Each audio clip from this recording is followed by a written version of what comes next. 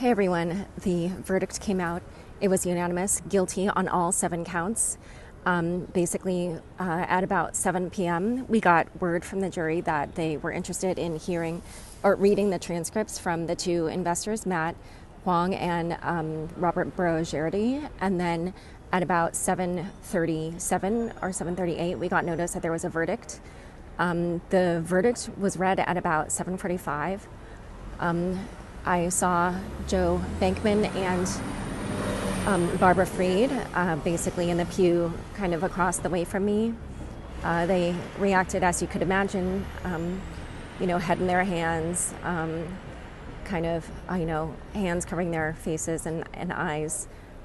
Sam had to face the jury at the moment that the verdict was read, and he appeared to be rather motionless. There's a few more updates which I can give later in the main pod, but that's the basic news. Hey guys, just a couple other notes of color and some procedural things that I'll mention, which are that one thing I felt was that the jurors, when they left, they all just sort of walked out with a look on their face like, we had a job to do, we did it, we didn't necessarily take pleasure in doing this, but, they felt like they had done their duty. That kind of expression, just sort of like a this is what we had to do, this was our job. February 1st is the deadline for something related to the next trial. Sorry that I don't have the exact info on that, but I will put that in the podcast. The sentencing is scheduled for March 28th at 9:30 a.m.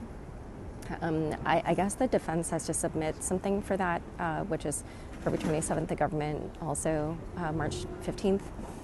There's post-trial motions related to this particular trial, and since Mark Cohen asked for those deadlines, I'm guessing it probably relates to like appeal or whatever, and they're December 11th, and then the reply to those December 18th.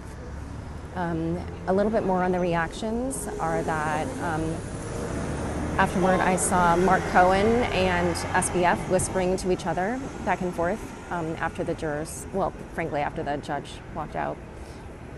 His parents were standing in the pew behind SBF, sort of waiting for him to turn around. They probably wanted to talk to him.